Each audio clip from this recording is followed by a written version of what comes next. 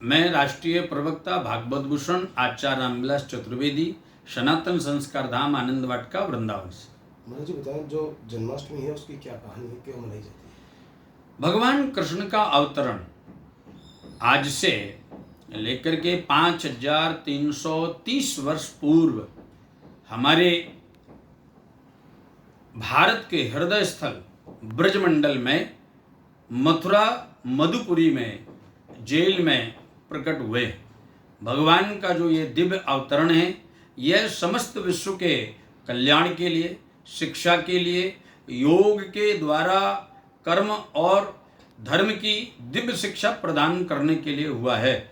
भगवान का अवतरण मनाने मात्र से जीव के अंदर श्रेष्ठ कर्म करने की शिक्षा, श्रेष्ठ धर्म के साथ आनंदमय जीवन व्यतीत करने की शिक्षा प्राप्त होती है। भगवान कृष्ण के अथवा भगवान के अवतरण का उत्सव जब व्यक्ति मनाता है तो उसका जीवन भी एक उत्सव में परिवर्तित हो जाता है। उत्सव कहते हैं आनंद को, उत्सव कहते हैं प्रसन्नता को। ये मानव जीवन जब प्रसन्नता में परिवर्तित हो जाता है तो उसका जीवन सार्थक होता है। भगवान श्री कृष्ण कारावार में कैसे, कहाँ, क्यों क्यों? भगवान क्या कहानी? कृष्ण का जो अवतरण हुआ उसकी एक गर्गाचार्य जी ने गर्ग संहिता में, श्री वेदव्यास जी ने भागवत में, श्री वेदव्यास जी ने श्री हरिवंश पुराण में तथा अन्यान्य पुराणों में बहुत सुंदर कथा के माध्यम से लिखा है। भगवान कारागृह में क्यों आए? क्योंकि ये जगत भी एक बंधन है, चाहे वो माया का बंधन हो, चाहे वो कर्मों का बंधन हो, चाहे वो संसार की प्रवृत्तियों में फंसे हुए जीव का बंधन हो, और कारागृह बंधन है जिसमें पैरों में बेड़ियां पड़ी हैं, हाथों में हथकड़ियां लगी हैं। यह माया और ममता की हथकड़ियां और बेड़ियां हैं।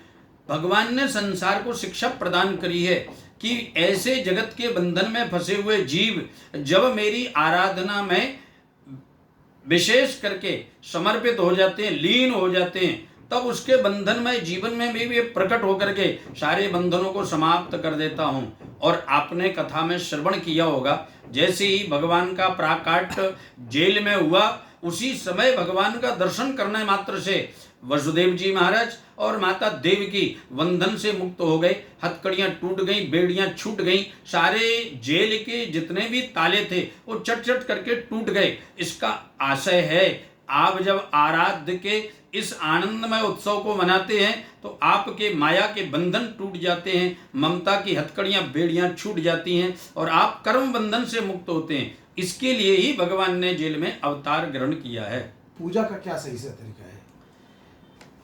कृष्ण जन्माष्टमी पर भगवान का निशीतकालीन बेला में अर्धरात्रि में अवतरण हुआ है और अर्धरात्रि की बेला में भगवान का अवतरण मनाना चाहिए।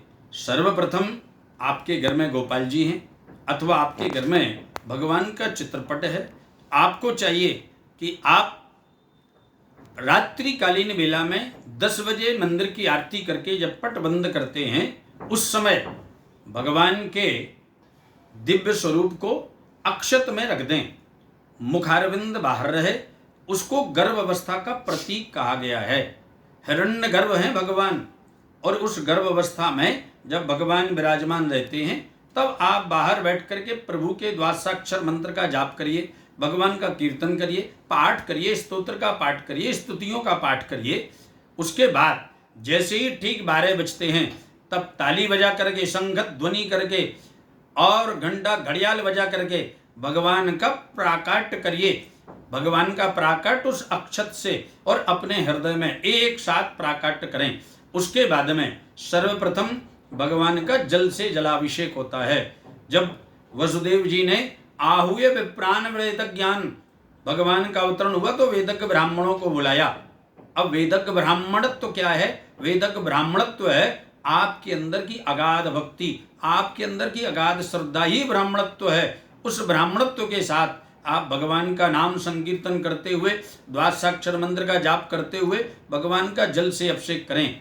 उसके बाद दुग्ध, दही, घृत, चीनी, शहद से अभिषेक करें या पंचामृत से अभिषेक करें। जब अभिषेक करते तो आपका मुख पूरब में हो या उत्तराभिमुख हो। भगवान का निवास जो है वो पूरब में विशेष होता है। पूर्वाभिमुख होकर के अभिषेक करें।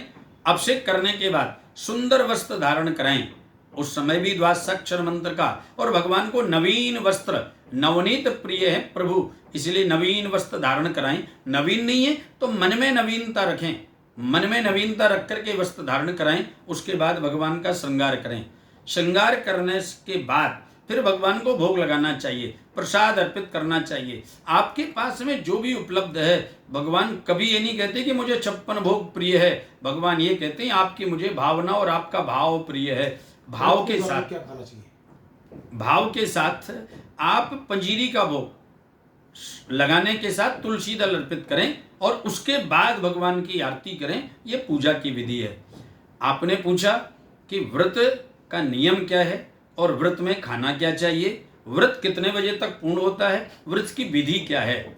व्रत कहते हैं एकाग्रता को। व्रत का मतलब है संकल्प और व्रत का मतलब है दृढ़ता। कृष्ण जन्माष्टमी के पर्व पर या भगवान राम का अवतरण दिवस हो या भगवान शिव का अवतरण दिवस हो या गणपति का अवतरण दिवस हो, उसमें प्रत्येक सनातन धर्मावलंबी को, प्रत्येक हिंदू को व्रत करना चाहिए।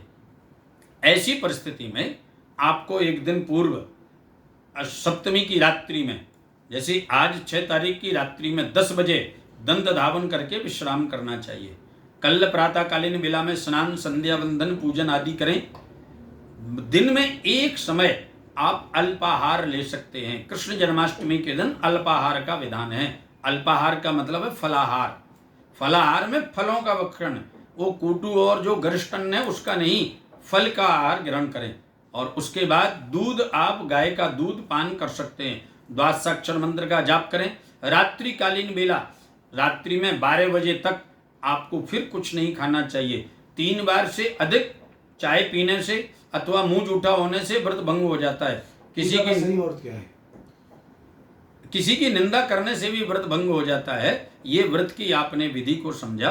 पूजा का सही समय है रात्रिकालीन बेला में ठीक 12 बजे भगवान को प्रकट करें और प्रकट करने के बाद भगवान का पूजन करें, अभिषेक करें, आरती करें, उत्सव मनाएं, भजन कीर्तन नृत्य आदि करें। यह पूजा की विशेष विधि है। जय श्री कृष्ण। पुनः पुनः आपके चैनल के माध्यम से समस्त देशवासियों को, सनातन धर्मावलंबियों को भगवान के दिव्य अवतरण दिवस की, प्रकट दिवस की बहुत बहुत बधाई। जय श्री कृष्ण, जय श्री राधे।